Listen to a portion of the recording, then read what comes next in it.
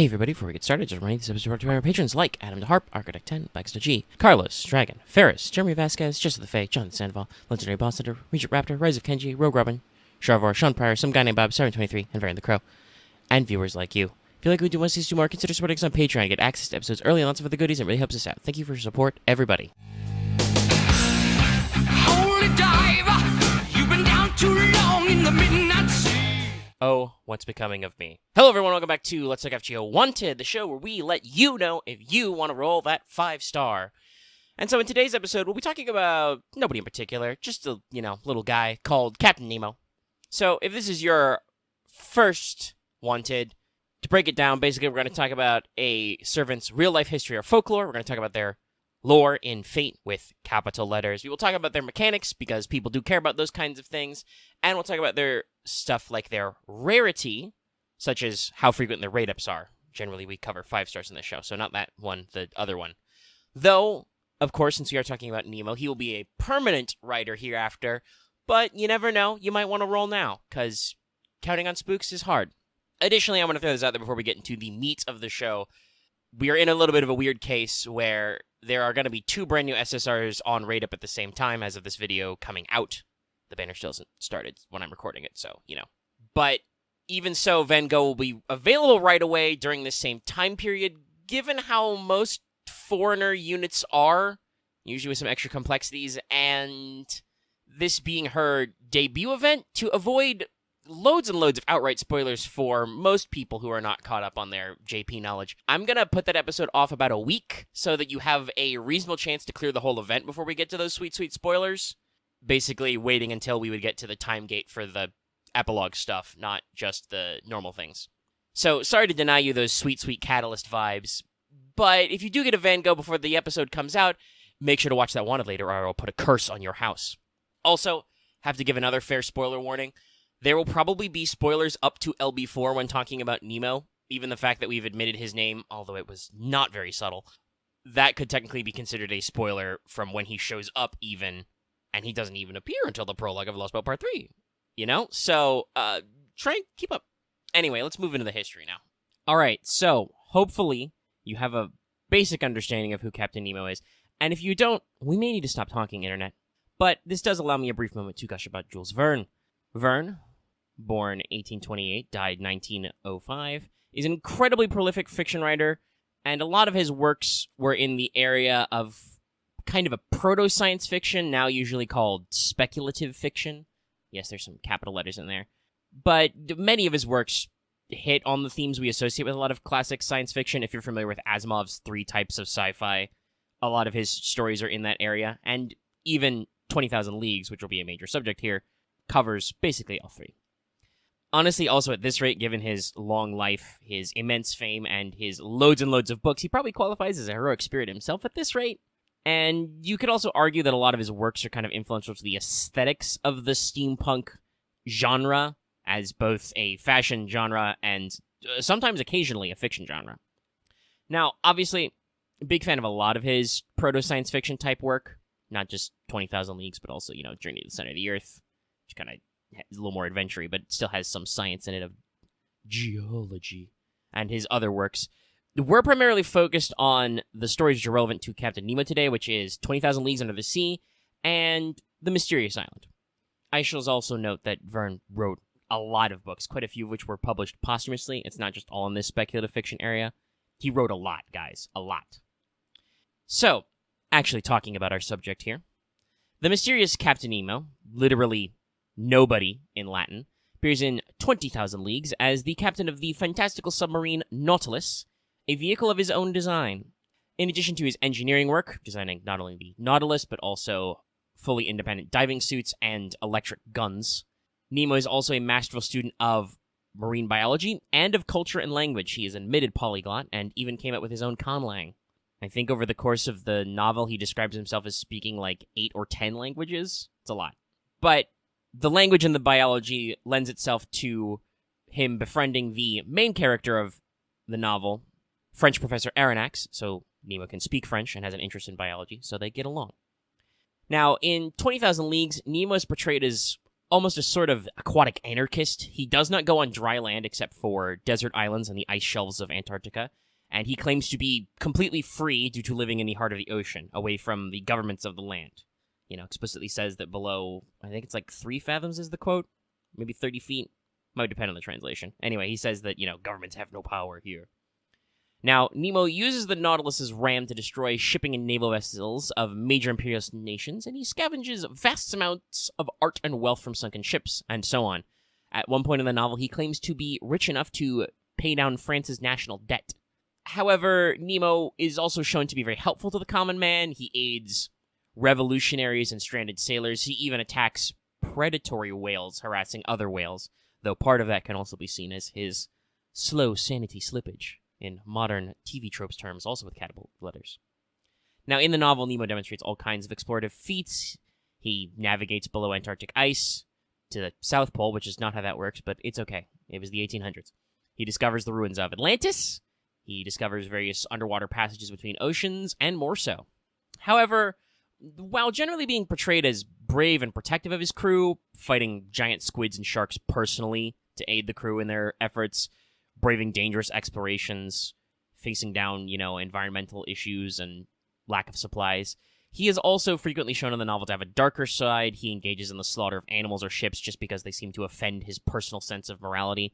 He also keeps the protagonist of the book and his friends effectively prisoner. They're not ever allowed to leave the Nautilus except for brief adventures he escorts them on. They are occasionally confined to quarters without any real hearsay. And say what you will about his motives, as the novels go on, he acts a little more sinister and more villainous until ultimately Professor Aronnax agrees with his friends that they need to get the fuck out of there. GTFO. Now, at the end of Leagues, Nemo is presumed killed when our heroes escape the Nautilus and it is swallowed up by a maelstrom. Though, of course, Aronnax does the classic, I wonder if he is indeed dead. Also, Verne does that trick where the protagonist passes out, like, halfway through the climax, and when he wakes up and he's just like, how did we escape? Don't know. Passed out. But anyway, turns out Captain Nemo is not in fact dead. We pick this up in The Mysterious Island. Somewhat lesser-known sequel, not as popular as 20,000 Leagues, but still important.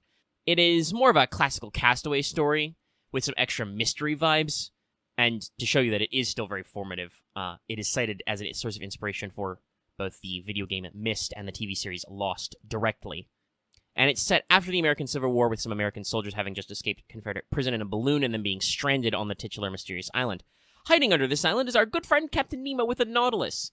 He's kind of a big good type of figure to the castaways. He provides them with mysterious supplies. He uses his advanced tech to take care of some threats to them.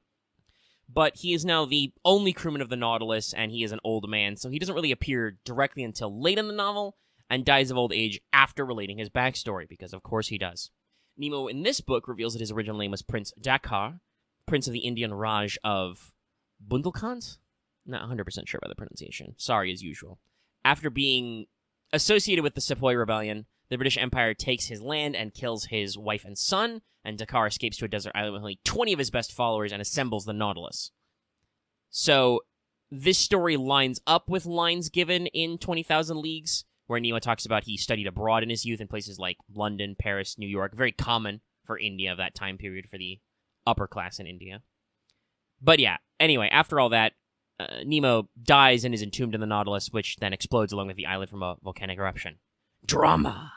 Nemo also has a personal motto. It goes on his flag, which is otherwise just a big N. It is rendered in Latin as mobilis in mobili, which is literally basically like mobility in mobility. If you wanted to be more poetic, you could render that as motion within motion or change within change. I think it just in general fits his watery theme.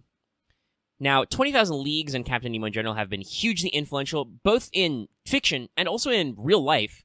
Many oceanographers cite Leagues and Nemo as personal inspirations. Several naval vessels, including the first ever U.S. nuclear submarine, have borne the name Nautilus, and so on and so forth. There's also been a lot of adaptations, inclusions, fan sequels, etc. There was a Disney film version in the 50s. Some of you may have heard of Nemo as a character in League of Extraordinary Gentlemen in various sequels, etc., etc. I think Rick Riordan has a fan sequel to the 20,000 Leagues I need to go check out sometime.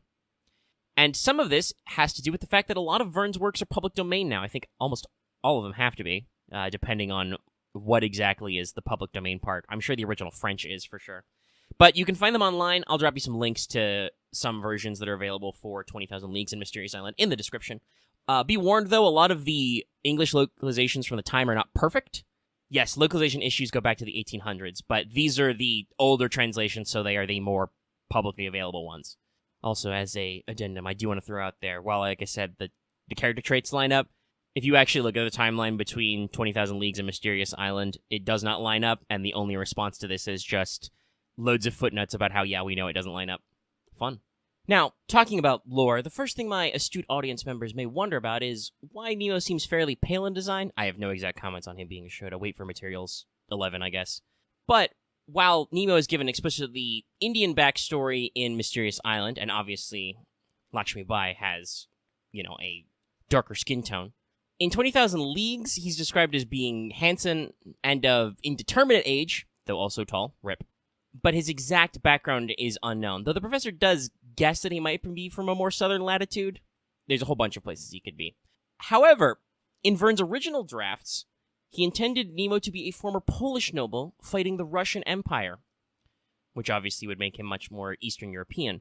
However, Russia was a then major diplomatic ally to France and was a huge market for Verne's book, so his editor pushed him to change it. And it became more ambiguous before he ultimately settled on the Indian Prince Dakar version in Mysterious Island. So, when he first shows up in the prologue to LB3, we see Nemo referred to as Nameless, No One, Prince, or the Captain. We meet him. He is a servant summoned by Sion in the Wandering Sea, soon to be Novum Chaldea, using data she recovered by hacking the original Chaldea and seeing if she could perform the summoning.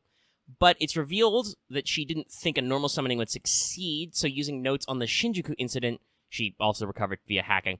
She performed a phantom spirit fusion, so the Captain Nemo we see, who is ostensibly fictional though well-known, is fused with the sea god Triton, son of Poseidon. So, as is often with the case of the handful of phantom spirit fusions we've got, this means that Nemo as a servant has traits of both of his origins and some new ones. In general, being fused with Triton seems to have given Nemo a slightly more heroic tone, though he is still chaotic neutral in alignment, which is fairly appropriate for Captain Nemo.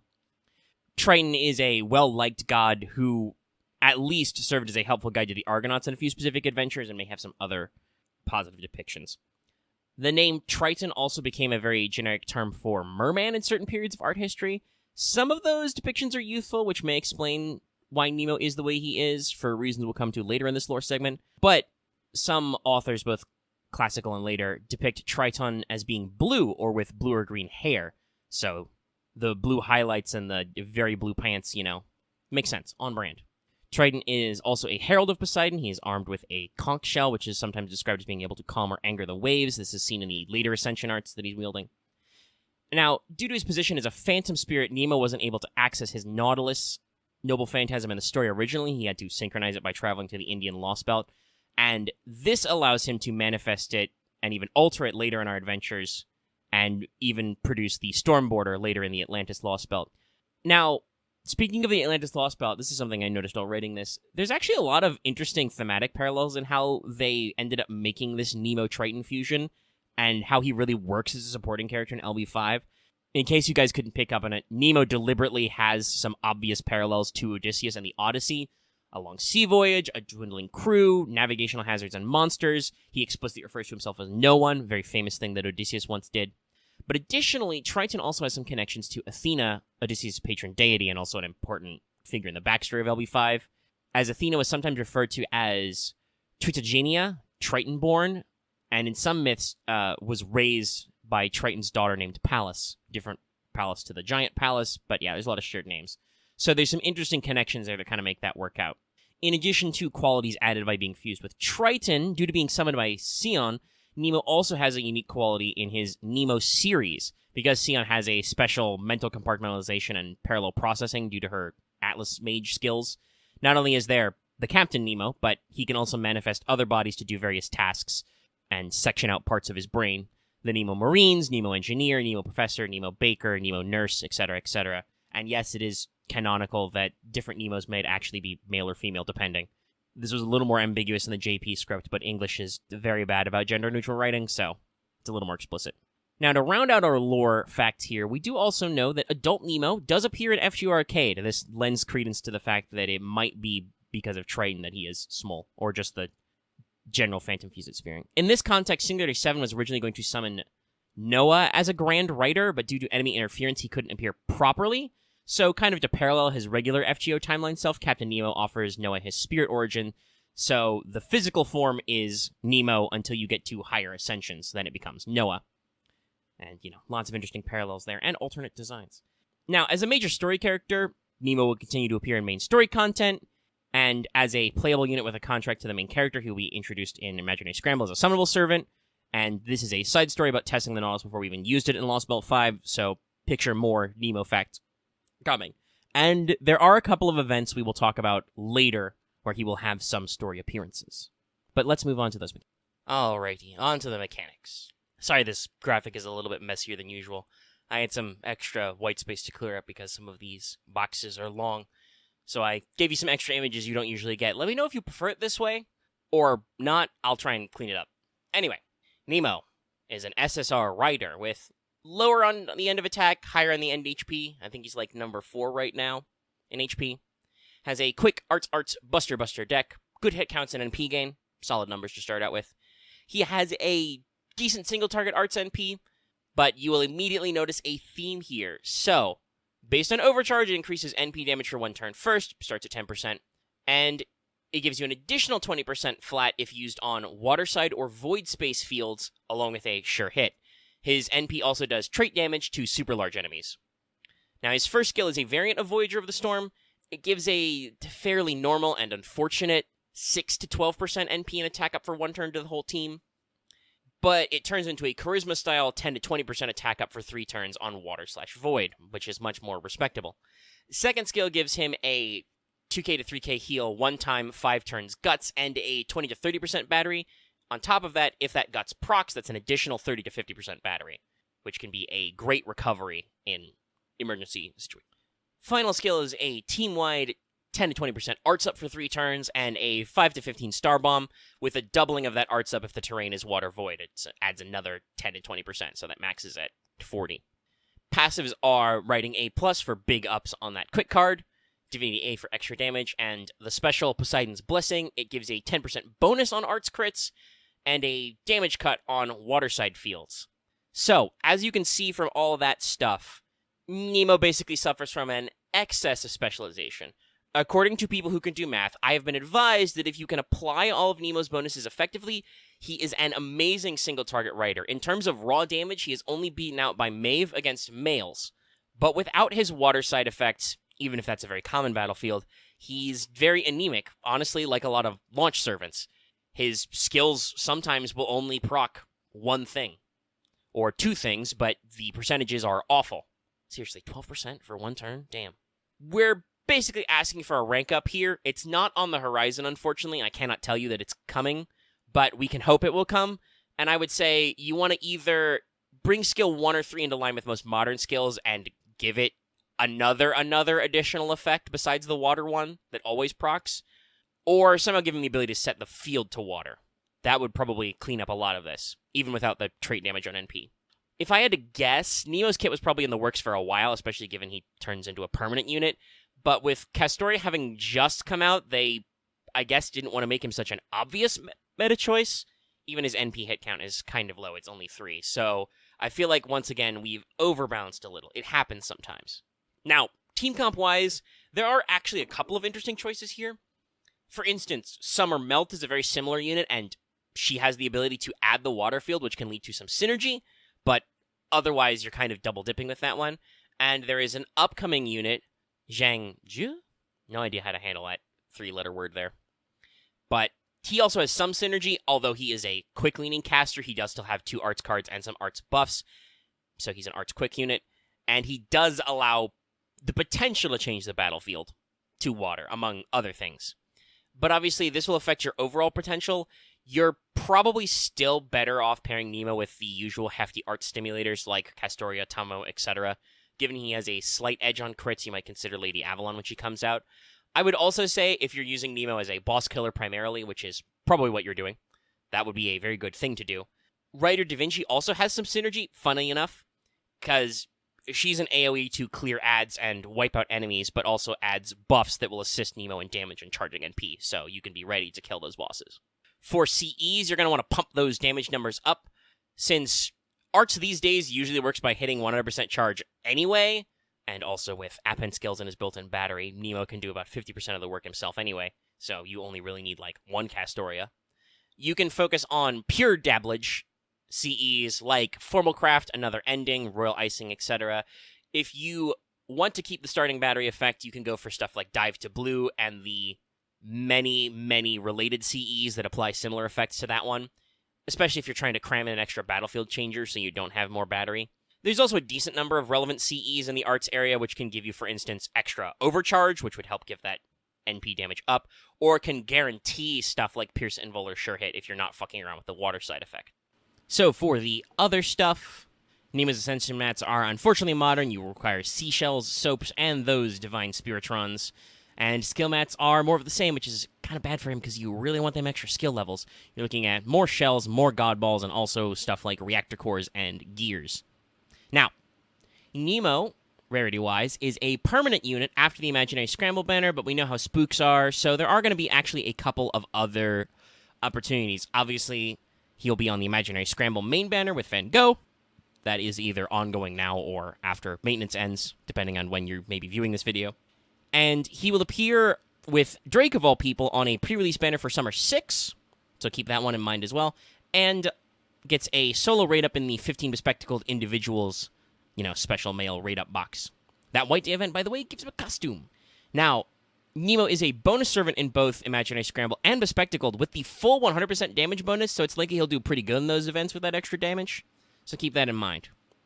And obviously, he will appear in those events, and like I said, he's got a couple of other side events and main story appearances coming up as well. Keep that one in mind. But yeah, that's all of our mechanics and factoids. We'll see you in about a week for Van Gogh. That'll be a fun script to sketch together. But alrighty, that wraps up this Wanted for now. If you're watching this video, be sure to give it a like. Go ahead and slap subscribe so you can get more of that. You want that Van Gogh Wanted, don't you? And you can leave a comment in the comment section down below. Let me know how your catalyst worked. You can even tell me the funny, catalyst incorrect, got Van Gogh instead. But remember, you owe me a Wanted watch if you do that. You can also ring that bell for notifications to always know when we post a new video, because when is this video going up? Not sure. Probably at a midnight in a maintenance, but it's hard to tell sometimes. We additionally have channel memberships, which gives you access to membership badges and emotes. And also, like I said at the front of the show, consider supporting us on Patreon. Couldn't get this episode early at certain Patreon levels, as well as access to topic polls, listening to us record our FGO podcast, Let's Talk FGO, where we talk about news, memes, community, and more every week, Saturday for public. So you can listen to that live on Friday when we record it. Check them out. Okay. I think that's everything. I hope you guys agree with me using Holy Diver for this. I thought about Yellow Submarine, but I feel like that was just against the tone, And we could have gone Ocean Man, but there's so much more to do there. I could have even used the original Wanted, because that has association with the Crab Show. Does anybody remember the Crab Show?